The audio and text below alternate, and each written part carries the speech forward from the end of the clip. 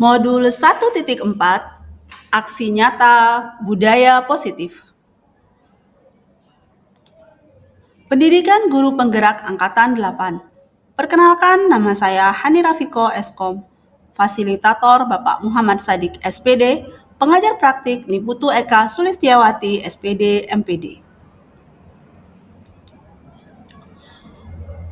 Modul 1.4 Rancangan Tindakan Aksi Nyata. Latar belakang. Murid menganggap peraturan sebagai sesuatu yang mengekang mereka, sehingga mereka takut akan dihukum ketika melanggar. Perilaku murid dilandasi oleh motivasi ekstrinsik atau motivasi yang berasal dari luar dirinya, karena menghindari ketidaknyamanan atau hukuman, bahkan mungkin juga mengharapkan reward, pujian, bahkan hadiah dari orang lain. Tujuan aksi nyata: membangun budaya positif di sekolah yang diawali dengan disiplin diri, mewujudkan murid yang merdeka dan memiliki kompetensi dan karakter yang kuat sesuai dengan profil pelajar Pancasila. Tolak ukur. Guru dan murid dapat menyusun keyakinan kelas sesuai dengan nilai-nilai kebajikan yang diyakini bersama. Murid mampu melaksanakan keyakinan kelas yang sudah dibuat dan dipublikasikan bersama-sama rekannya di kelas.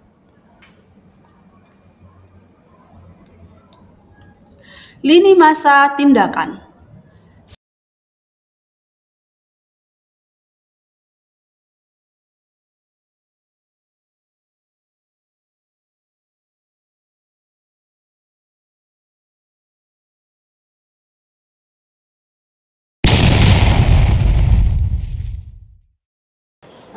Assalamualaikum warahmatullahi wabarakatuh.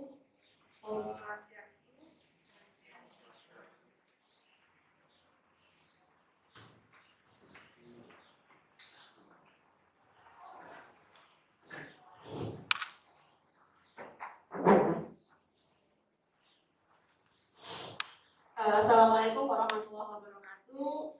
Om Swastiastu. Shalom, Namo Buddhaya. Salam sejahtera untuk kita semua. Salam bahagia. Salam bahagia. Sebelumnya saya ucapkan terima kasih kepada Bapak Ibu yang sudah hadir pada kesempatan ini dalam rangka mengikuti diseminasi aksi nyata tentang budaya positif. Sebelumnya kegiatan ini dilakukan dalam rangka melakukan kegiatan aksi nyata penyebaran pemahaman kepada rekan guru di SMP Negeri 1 Negara tentang budaya positif. Nah, hal ini terkait dengan kegiatan saya dalam mengikuti kegiatan pendidikan guru penggerak Angkatan 8 Kabupaten Jembrana. Saya perkenalkan, di sini ada fasilitator saya Bapak Muhammad Sadik SPD dan juga pengajar praktik Ibu Eka Sulistiawati SPD MPD. Nah, sebelum kita ke materi, mungkin kita perlu pemanasan sedikit Bapak Ibu biar nggak terlalu tegang. Silakan Bapak Ibu angkat tangannya, dua-duanya. Ya, sekarang kita mau tepuk semangat. Masih ingat kan Bapak Ibu tepuk semangatnya? Ya, biar saya kasih contoh. Tepuk semangat. Semangat. Ya,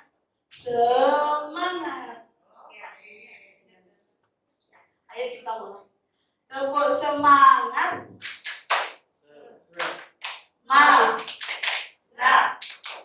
Semangat. Sekali lagi ya Bapak Ibu. Tepuk semangat. Semangat. Oke, terima kasih. Baik, saya lanjutkan. Jadi dalam pemaparan tentang budaya positif ini ada beberapa hal yang akan saya sampaikan. Yang pertama itu perubahan paradigma belajar, kemudian disiplin positif, yang ketiga ada motivasi perilaku manusia dan kebutuhan dasarnya, kemudian ada juga tentang posisi kontrol restitusi, keyakinan kelas, dan segitiga restitusi. Nah, sebagaimana yang Bapak Ibu ketahui, saat ini paradigma belajar itu sudah berubah ya Bapak Ibu. Kalau dulu kita mengenal adanya teacher center, jadi di mana pembelajaran itu berpusat pada guru. Yang karena pada masa sebelumnya alat belajar, media belajar itu tidak semudah sekarang kita dapatkan. Nah, dalam paradigma lama ini juga konsep pembelajaran itu yang dipelajari kadang-kadang abstrak Bapak Ibu. Jadi kita belajar tentang sesuatu yang tidak ada. Contohnya gimana? Misalkan ada sekolah yang dia tidak punya lab, Bapak Ibu, ya, tidak punya laboratorium, kemudian dia ingin melakukan praktik dalam pembelajaran. Ketika dia mau praktik tidak ada perangkat, tidak ada bahan-bahannya. Nah, di situ gurunya hanya bisa bercerita, jadi memberitahukan kepada siswanya bahwa praktik ini loh seperti ini. Di sana itu konsepnya abstrak, tidak bisa dilihat. Namun di masa sekarang konsep pembelajaran ini nggak abstrak lagi ya Bapak Ibu, jadi lebih konkret. Karena kalau sekarang meskipun misalnya tidak ada perangkat di laboratorium, bisa dilakukan secara virtual kalau sekarang. Kemudian apalagi yang dilakukan di paradigma belajar yang baru ini, nah, kita mengajar itu sesuai dengan kebutuhan murid ya Bapak Ibu ya. Jadi dalam mengajar itu bukan lagi semata-mata sesuai dengan yang guru rancang, tapi kita juga memperhatikan kebutuhan murid. Berikutnya, materi yang akan kita ajar juga lebih fokus. Jadi kita lebih fokus kepada materi esensial. Jadi meskipun misalkan ada Bapak Ibu di masing-masing pembelajaran itu kan ada punya banyak elemen yang harus diselesaikan misalnya.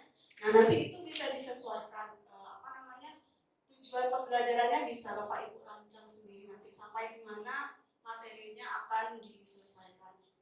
Nah, selain itu di paradigma belajar baru ini juga kita bisa melakukan pembelajaran berdiferensiasi, di mana pembelajaran berdiferensiasi ini akan dapat mengakomodasi minat dan bakat murid kita. Nah, yang terakhir ada pembelajaran berbasis proyek, jadi nggak cuma abstrak, tapi untuk membangun kompetensi dan karakter itu kita menggunakan pembelajaran berbasis proyek. Selanjutnya, terkait dengan pembelajaran tadi Bapak Ibu ya, kemudian dalam mengajar itu kadang-kadang kita mengalami miskonsepsi ya tentang apa yang seharusnya kita tekankan pada murid. Yang pertama itu ada, ini teori ini disampaikan oleh William Glasser dalam bukunya Kontrol Teori atau dikenal juga dengan Choice Theory. Nah, di sini seperti apa teori kontrol tersebut? Nah, ada ilusi bahwa guru itu mengontrol murid ya Bapak Ibu. Kita mengira bahwa sebagai guru itu kita mengontrol murid. Padahal sebenarnya murid itu dia punya kemampuan sendiri, punya keinginan sendiri, dan dia bisa melakukan sesuatu kalau dia mau. Jadi kalau misalkan dia nggak mau, sebenarnya dia nggak bisa, nggak akan melakukan sesuatu. Tapi karena menurut kita, biasanya karena penerapan disiplin, kemudian seperti itu, murid itu menuruti apa yang kita katakan atau apa yang kita sarankan. Kemudian selama ini kita juga mungkin sering beranggapan bahwa semua penguatan positif itu efektif dan bermanfaat. Bapak Ibu pernah nggak kasih penguatan positif ke siswa? Pernah nggak? Misalnya ada siswa yang belum bisa, tenang aja, semangat, kamu pasti bisa, gitu. Pernah nggak? Nah, sering ya kita melakukan penguatan positif. Nah, kita selalu berpikir penguatan positif yang efektif itu bermanfaat itu yang ada di benak kita. Padahal kalau kita teliti lebih lanjut, sebenarnya penguatan positif ini tidak selalu berdampak sama atau sesuai dengan yang kita maksud. Karena kadang-kadang siswa itu semangat ya gitu misalnya, iya Bu, tapi dalam hati enak aja kamu, yang belajar siapa gitu, yang bikin siapa, bukan gitu.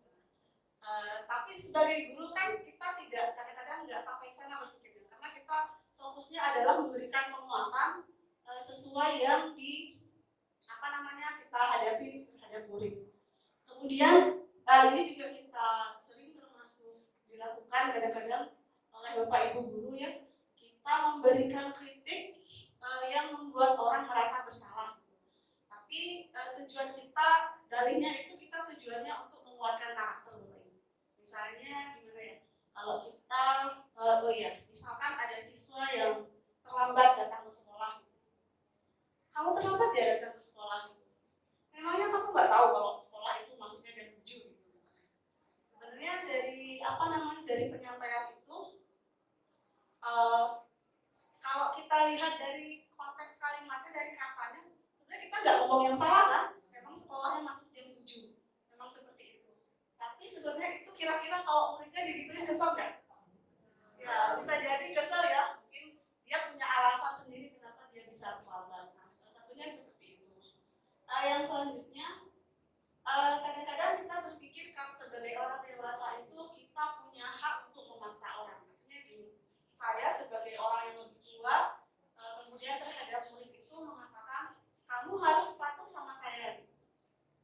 Dalam masyarakat kita mungkin itu bukan sesuatu yang salah ya Bapak Ibu ya, itu tidak salah karena memang aturannya atau dalam budaya kita kepatuhan kepada orang yang lebih tua itu sudah menjadi memang merupakan tradisi, juga memang merupakan adat kebiasaan, juga itu sudah sopan santunnya sudah betul gitu.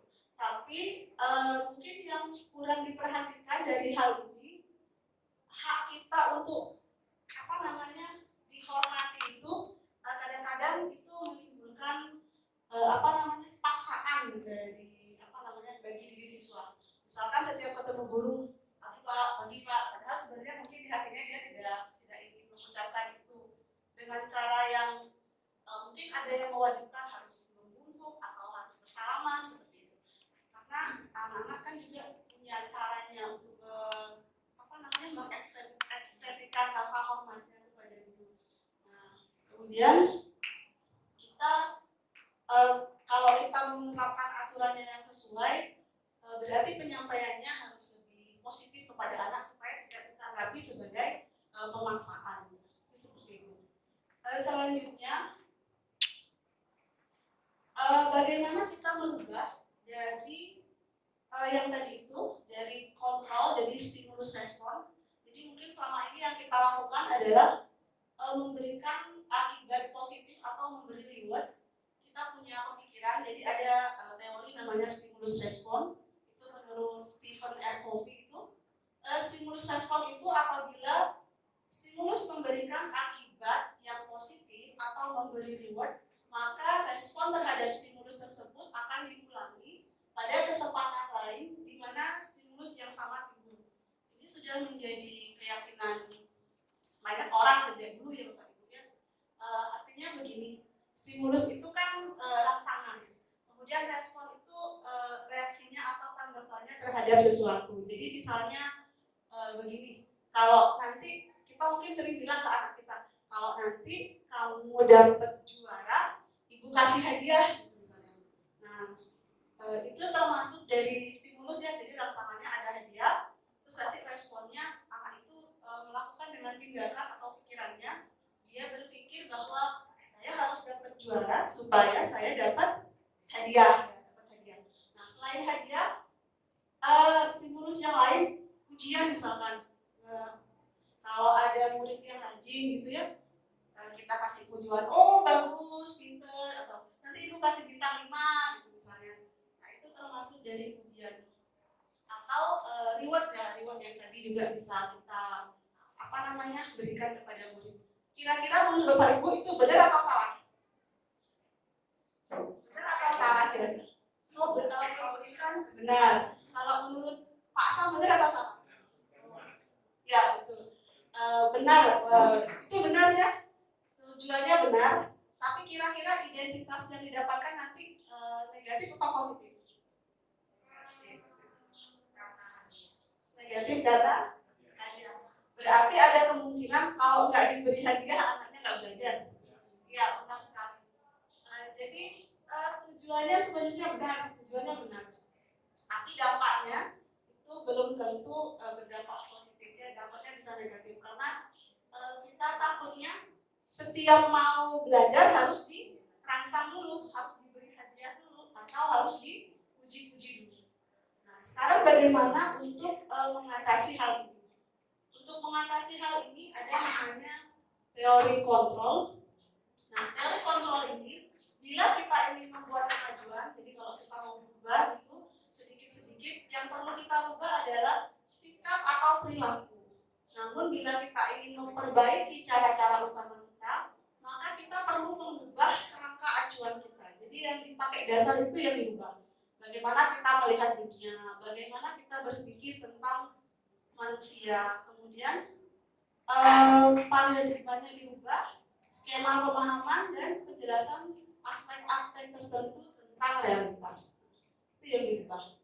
Nah, ini beberapa hal yang berubah dari stimulus respon ke respon teori kontrol. Jadi dari paradigma stimulus respon tadi ke teori kontrol. Yang pertama, kita berpikir kebutuhan itu sama ya. Kita berpikir kebutuhan sama, padahal mungkin dalam realitanya bisa aja setiap anak kebutuhannya berbeda.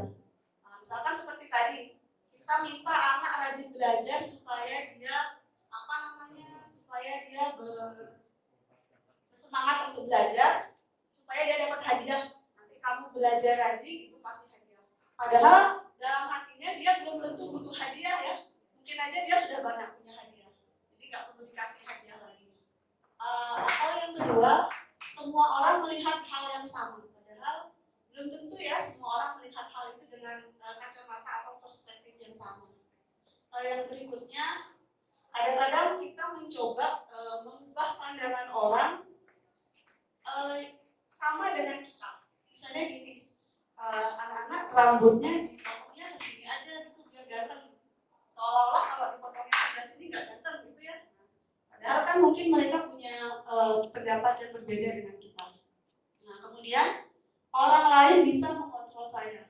Padahal kita sebenarnya nggak bisa dikontrol ya, kecuali kita yang memutuskan apakah kita akan dikontrol oleh orang lain atau kita mengontrol diri kita sendiri. Ada juga pemaksaan pada saat bujukan gagal. Bapak Ibu, kadang-kadang kita sering ya sudah dibujukin misalnya untuk buat PR gitu, nggak buat PR gitu. Lama-lama sudah habis kesabarannya mungkin ya, jadi dari bujukannya gagal akhirnya menjadi pemaksaan. Nah, padahal masih ada pilihan lain ya kalau kita mau melakukan sesuatu tanpa harus memaksa. Nah, kalau dulu prinsipnya model berpikirnya menang atau kalah ya. Jadi kalau nggak menang ya kalah. Tapi kalau sekarang di teori kontrol itu kita berpikirnya menang-menang, win-win solution ya. Jadi murid merasa lega, guru juga tidak melakukan tindakan yang tindakan yang salah. Jadi sama-sama merasa melakukan tanggung jawab sesuai dengan tugasnya masing-masing. Nah, hal ini nanti terkait dengan bagaimana kita membangun lingkungan yang positif dalam sekolah kita. Nah, dalam membangun atau menciptakan lingkungan yang positif di sekolah kita, salah satu yang harus kita perhatikan strateginya adalah penerapan disiplin seperti apa yang sudah dilakukan di sekolah. Nah, karena setiap perilaku itu ada motivasinya Bapak Ibu, ya nggak? Kalau kita melakukan sesuatu ada motivasinya nggak? Kalau Bu Surya kira-kira datang ke sekolah pagi motivasinya apa kira-kira? Datang ke sekolah pagi karena kewajiban sebagai guru absennya pakai web. Oh, mantap sekali jawabannya. Jadi karena kewajiban Bapak Ibu ya. Nah, kalau kita lihat di sini motivasi perilaku manusia ini sebenarnya Sebetulnya kalau kita kelompokkan ada 3 yang paling mendasar ya Bapak Ibu ya. Yang pertama itu untuk menghindari ketidaknyamanan atau hukuman. Jadi kita melakukan sesuatu itu dasarnya supaya semua merasa nyaman gitu, dan supaya nggak kena hukuman. Yang kedua, kita mendapatkan imbalan atau penghargaan dari orang lain. Imbalan atau penghargaan ini bisa berupa hadiah, ya, bisa berupa ujian, bisa berupa reward juga. Dan yang ketiga, itu untuk menjadi orang yang kita inginkan karena kita menghargai nilai-nilai yang kita pegang atau nilai yang kita yakini. Nah, selanjutnya dari ketiga motivasi ini, kira-kira motivasi yang timbul dari dalam diri kita yang mana Bapak Ibu? Ya, dari dalam diri kira-kira. Apakah nomor 1, 2, ataukah nomor 3? Nomor 1 dari dalam diri. Kalau yang kedua, ya. Kalau yang ketiga,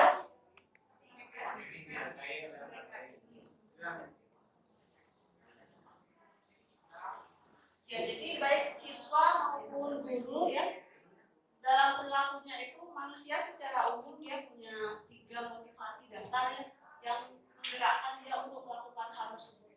Ada motivasi intrinsik dari dalam diri ya, dan ada juga motivasi ekstrinsik dari luar.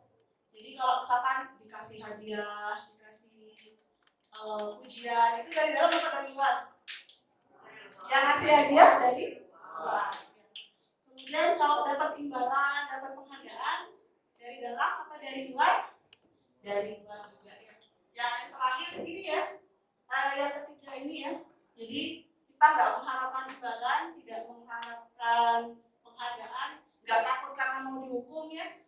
Tapi benar-benar karena kita sadar akan tanggung jawab dan kewajiban kita sesuai dengan fungsi atau profesi yang kita lakukan. Nah, begitu Bapak Ibu ya. Jadi tadi maksudnya tadi karena dia sadar kewajibannya bekerja, itu dorongan dari dalam hati, dari dalam diri. Nah, kemudian motivasi tadi juga biasanya didasarkan pada kebutuhan kita ya Bapak Ibu.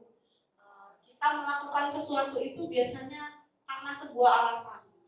Alasan-alasannya itu adalah untuk memenuhi kebutuhan dasar kita. Nah, ini ada 5 kebutuhan dasar manusia ya. Yang pertama itu survival, jadi mau bertahan hidup. Jadi kalau misalkan di hutan itu tidak ada yang nolong, tuh orang harus survive-nya sendiri gimana caranya bisa bertahan hidup. Kemudian yang kedua ada power ya. Jadi ada orang-orang yang melakukan sesuatu supaya dia dapat berkuasa, dia dapat memiliki penguasaan atas hal lain atau bisa mengontrol orang lain. Nah, yang ketiga ada namanya cinta dan kasih sayang. Bapak Ibu butuh nggak dicintai dan disayangi? Butuh banget ya, sama saya juga. Cinta dan kasih sayang ini juga merupakan kebutuhan dasar Bapak Ibu. Kemudian yang keempat ada kesenangan. Bapak Ibu butuh kesenangan nggak? Butuh ya. Biasanya kalau kesenangan itu terkait apa Bapak Ibu? Hobi biasanya ya, hobi, kesenangan, bahagia, makanan kesukaan, gitu ya. Nah, kemudian yang terakhir itu ada kebutuhannya freedom, kebebasan.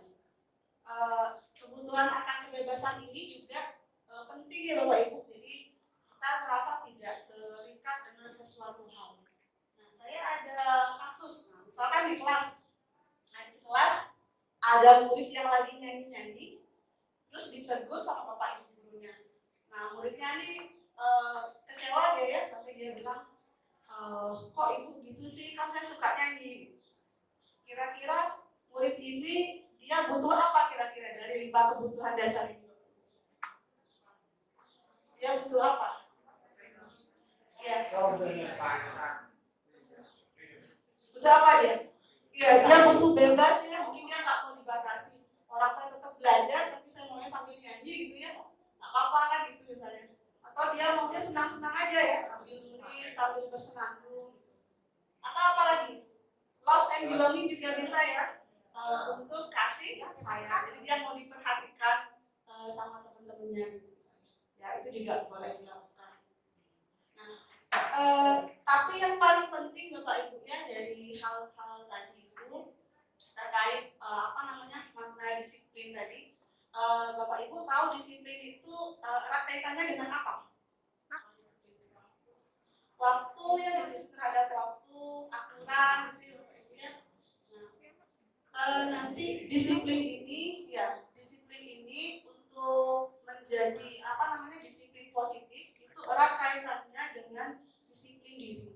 Jadi sebelum kita membangun budaya positif, yang perlu kita tertibkan atau yang perlu kita perbaiki adalah disiplin diri sendiri dulu. Nah, karena itu disiplin diri itu pusatnya dari motivasi intrinsik atau dari dalam diri kita, di mana motivasi tersebut berdasarkan pada nilai-nilai kebajikan yang kita yakini, seperti iman dan takwa kepada Tuhan, kemudian mandiri, kreatif, dan juga bernalar kritis. Dan nantinya disiplin ini akan berujung pada kesadaran kita dan tanggung jawab kita untuk memberdayakan murid. Begitu juga dengan potensi diri masing-masing Bapak Ibu.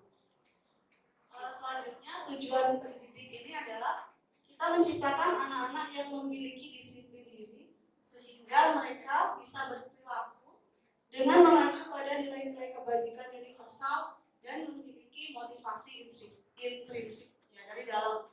Jadi kalau kita misalkan menerapkan disiplin kepada anak-anak melalui peraturan sekolah, melalui keyakinan kelas, yang paling penting kita tekankan itu adalah bagaimana siswa melakukan hal tersebut karena keyakinannya tadi ya Bapak Ibu. Jadi bukan karena dia takut dihukum, bukan karena dia mau dapat hadiah dan lain sebagainya, tapi benar-benar dari dalam diri. Karena nanti ini yang lebih kuat dan berakar dalam diri murid kita.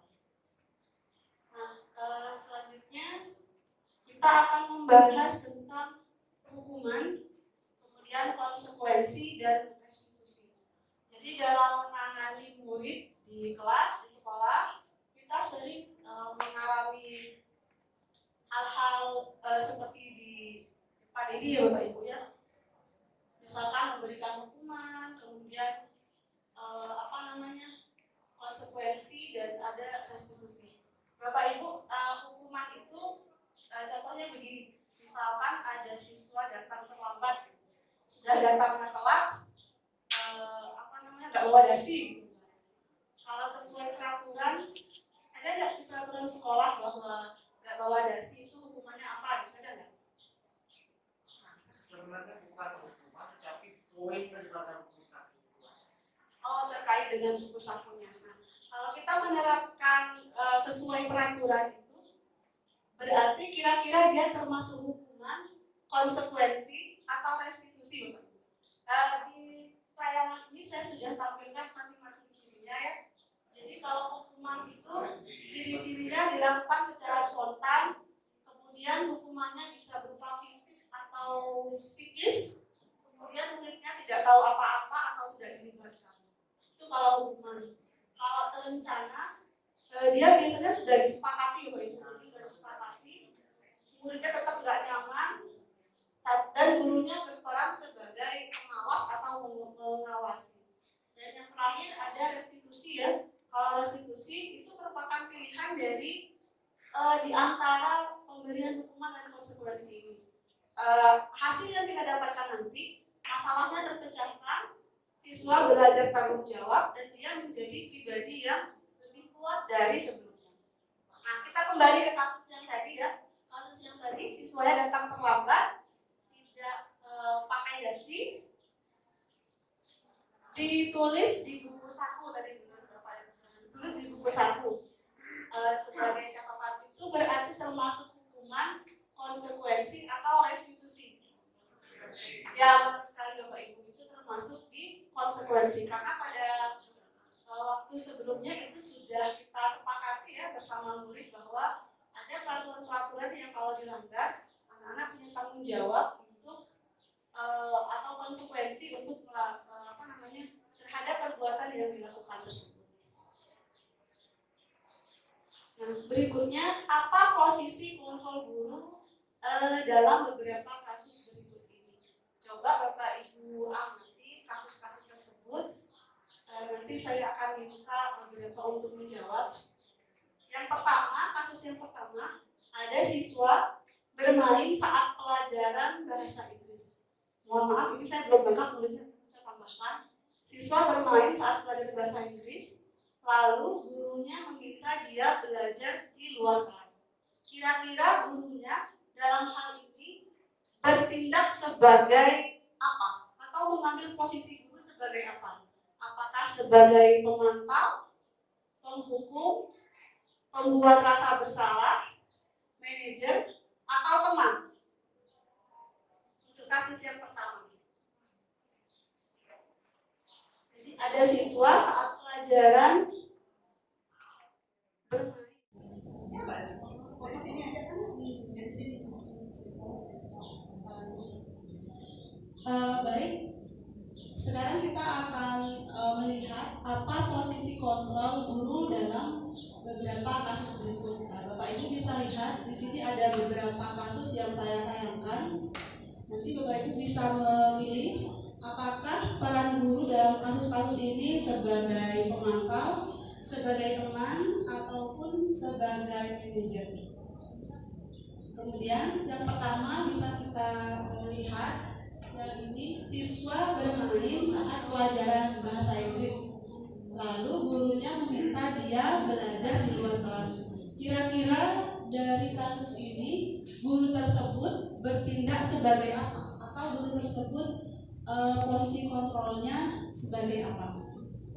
Kalau Bapak Ibu masih bingung, ini dilihat di sini ya. Jadi di sini. Ya, jadi bagaimana guru itu dalam memposisikan dirinya pada saat dia menghadapi kasus-kasus di atas. Ya. Kalau yang pertama, siswanya disuruh di luar. Kira-kira gurunya bertindak sebagai apa? Ya, menghukum dan juga membuat merasa bersalah. Murid ini taruh di luar ya.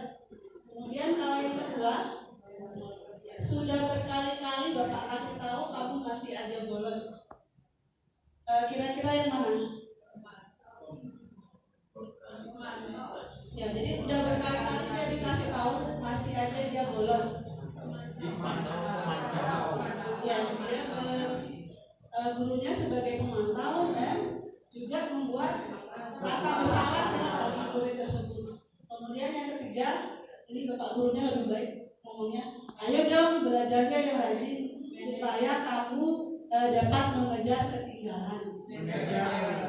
Jadi gaya bahasanya apa jadinya kira-kira yang mana Bapak Ibu?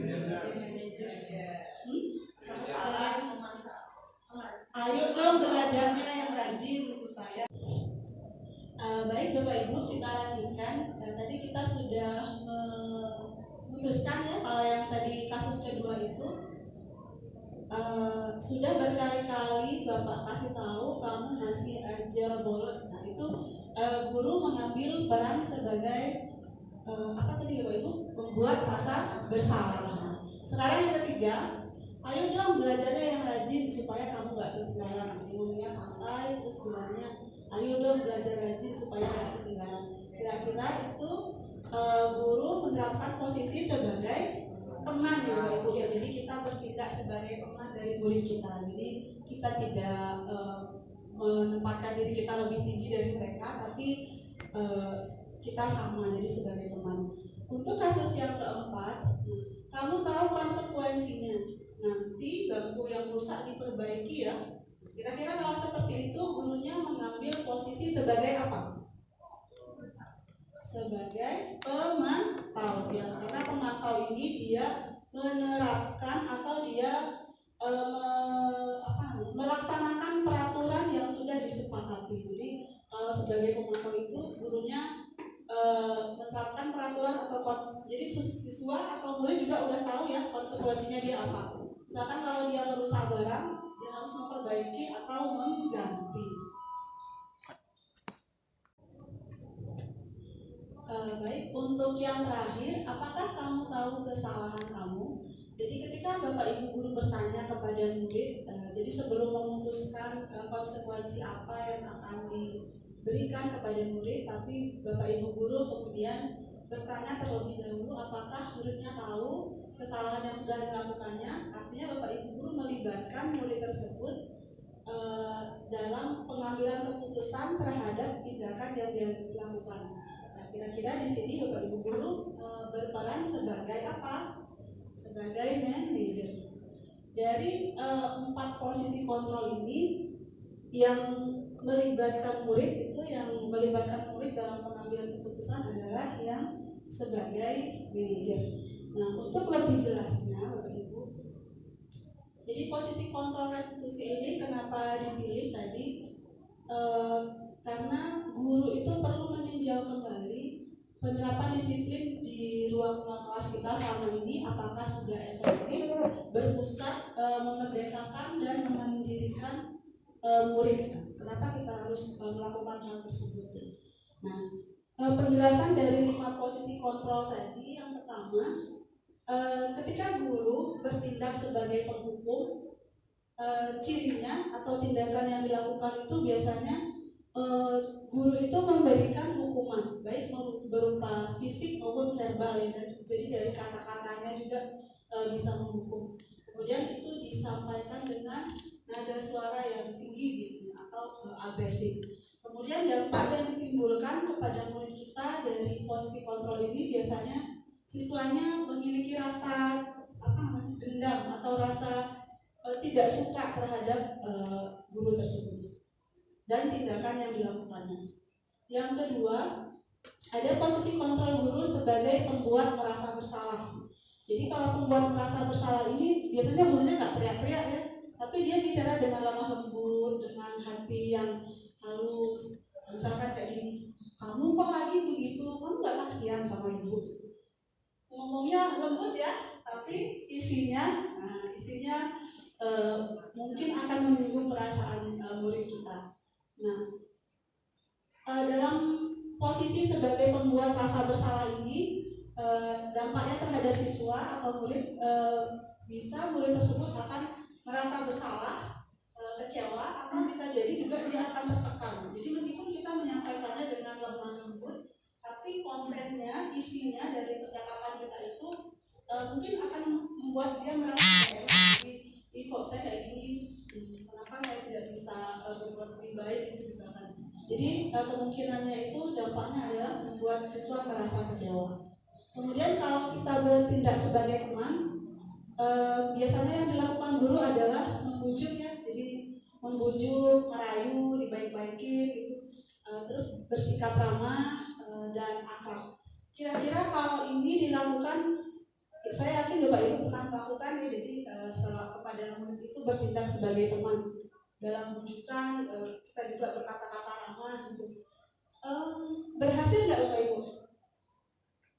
Berhasil nggak kira-kira kepada murid diajak memperbaiki diri dengan teman? Berhasil ya? Berhasil, tapi ada dampaknya Bapak Ibu. Dampaknya bisa positif, bisa juga negatif. Dampak positifnya, muridnya bisa berubah pasti ya, karena sudah merasa nyaman dengan Bapak Ibu gurunya. Tapi bisa jadi dia bergantung Bapak Ibu, tergantung sama Bapak Ibu ya. Nanti kalau Bapak Ibu nggak ada, dia bingung nyari pegangan di mana. Nah itu kalau sebagai teman itu. Jadi kalau nggak ada temannya dia bingung. Kemudian sebagai pemantau, kalau sebagai pemantau Bapak Ibu guru bertindak sesuai aturan. Jadi sudah ada aturan atau daftar yang kita pakai sebagai patokan dalam melakukan atau mengambil konsekuensi dari perilaku siswa. Nah, dari keempat posisi kontrol ini, yang paling berkaitan, jadi yang paling dekat dengan murid adalah yang posisi nomor 5 Bapak Ibu. Jadi di mana guru berperan sebagai manajer, di mana sesuatu itu dilakukan bersama antara murid dengan gurunya. Jadi seperti tadi sebelum diputuskan tindakan apa yang dilakukan atas perilaku yang dilakukan, jadi dianalisis dulu kebutuhan dari diri murid tersebut. Kemudian penyelesaian masalahnya juga dia berfokus pada murid. Nah, selanjutnya hal ini juga nanti dapat didukung dengan membuat keyakinan kelas di kelas Bapak Ibu masing-masing. Jadi untuk mengembangkan budaya positif ini bisa dimulai dari masing-masing kelas kita. Nah, dalam menyusun keyakinan kelas ini kita bisa berpatokan pada hal-hal berikut. Yang pertama, keyakinan kelas atau kesepakatan kelasnya itu kata-katanya abstrak, kemudian pernyataannya universal, singkat, mudah diingat, semua siswa dilibatkan dan disesuaikan dengan kondisi di kelas tersebut. Nah, ini adalah prosedur ya. Jadi sebelum Bapak Ibu menyusun keyakinan kelas, yang pertama harus dilakukan adalah menyepakati ya nilai-nilai kebajikan apa yang mau kita terapkan di kelas kita. Misalkan tanggung jawab, jujur, kemudian saling menghormati, saling menghargai. Nah, itu perlu kita sepakati dulu dengan murid kita. Mana yang mau kita gunakan sebagai patokan dalam menyusun keyakinan kelas. Setelah itu kita berikan kesempatan kepada murid untuk curah pendapat. Curah pendapat itu artinya setiap murid di kelas kita itu dapat kita berikan kesempatan untuk kasih pendapat, kemudian tentang apa yang akan diterapkan di kelasnya.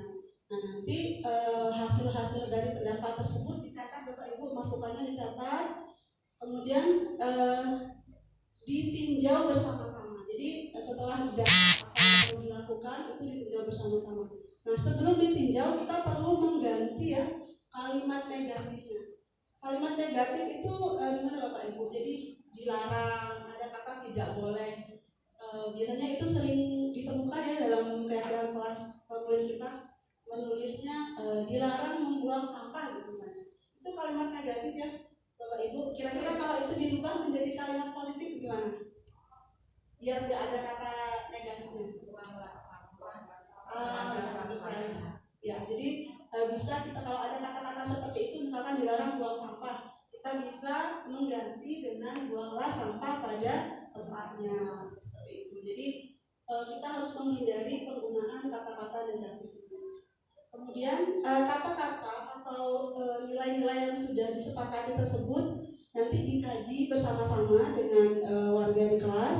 Kemudian baru keyakinan kelas itu disusun dan disepakati. Terakhir baru kita publikasikan. Publikasikannya bisa ditempel di kelas supaya murid-murid bisa mudah melihat dan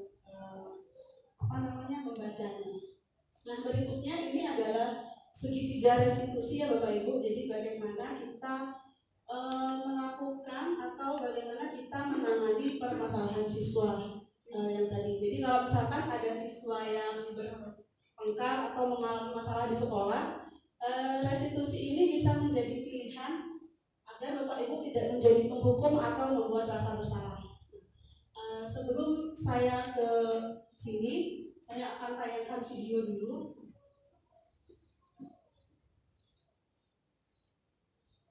Bapak Ibu bisa simak video berikut ini.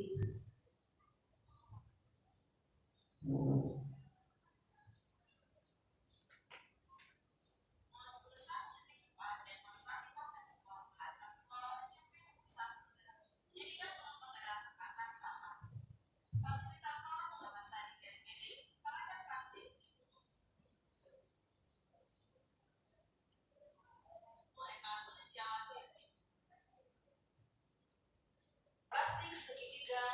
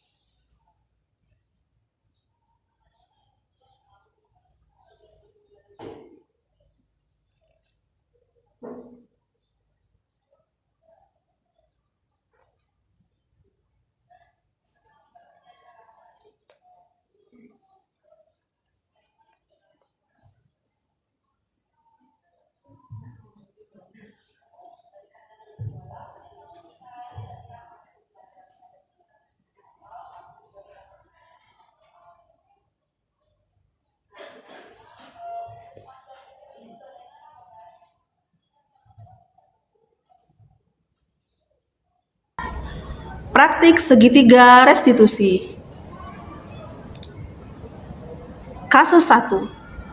Saat jam pelajaran kelas 8A diberikan tugas mengerjakan latihan di buku LKS.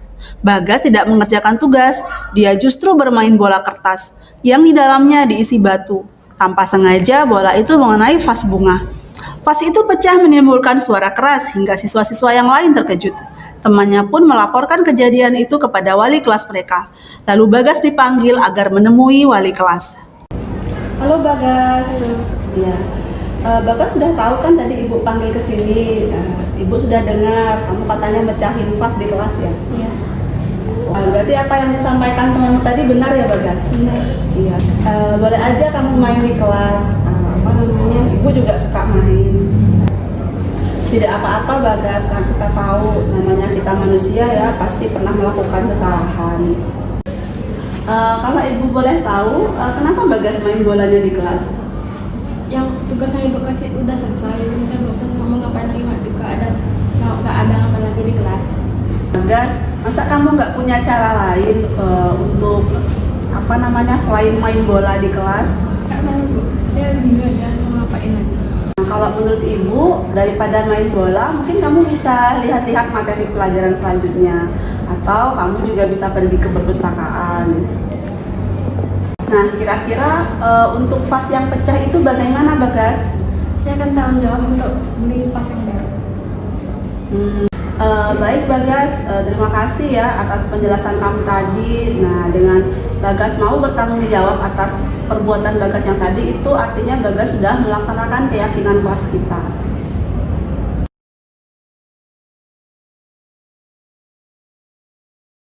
Menurut saya, masalah kemarin sudah selesai.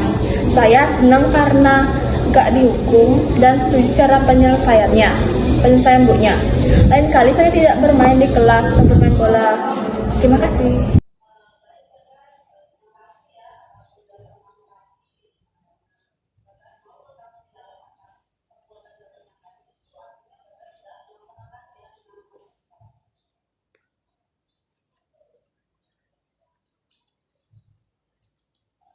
Menurut saya, masalah kemarin sudah selesai. Saya senang karena gak dihukum dan setuju cara penyelesaiannya. Lain kali saya tidak bermain di kelas atau bermain bola. Terima kasih. Kasus 2.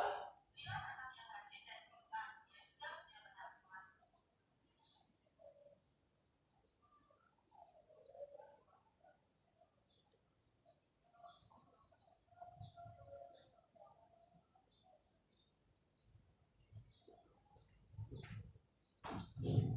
Ya, baik Bapak Ibu, tadi sudah melihat video ya bagaimana seorang guru menangani kasus yang terjadi pada siswa. Jadi ada siswa yang memecahkan vas bunga di kelas pada saat jam pelajaran karena dia bermain bola.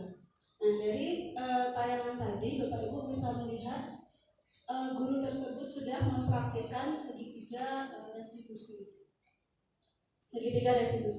Nah, bagaimana kita melakukan segitiga restitusi itu? Yang pertama, kita harus menstabilkan identitas dulu.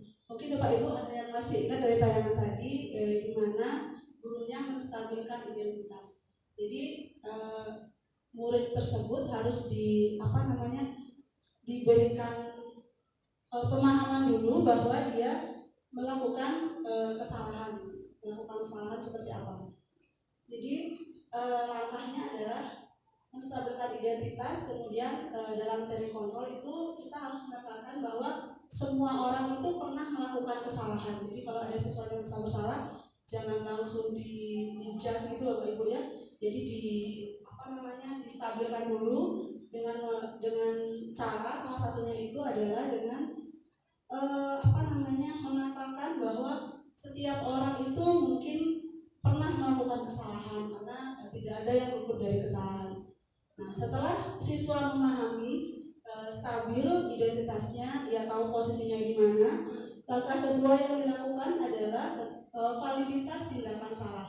Jadi setelah dia memahami tindakannya, siswa perlu divalidasi tindakan salahnya di mana.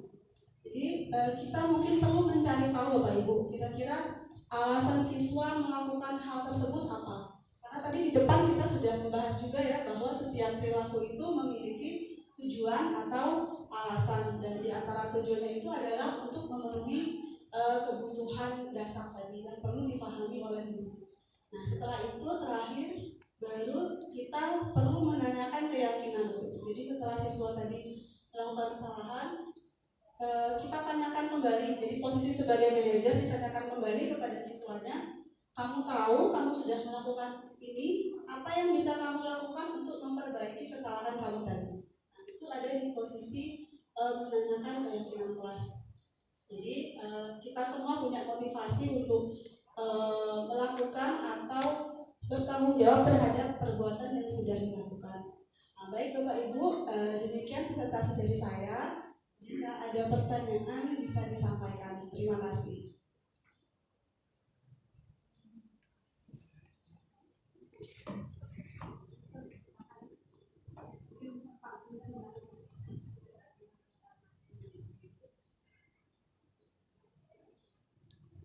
Sebelumnya, saya ucapkan Om Swastiastu.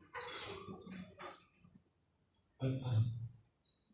Untuk materi yang disampaikan oleh narasumber sudah bagus sekali, tapi ada beberapa yang mungkin di sini saya belum paham. Maka dari itu hari ini saya mengajukan pertanyaan.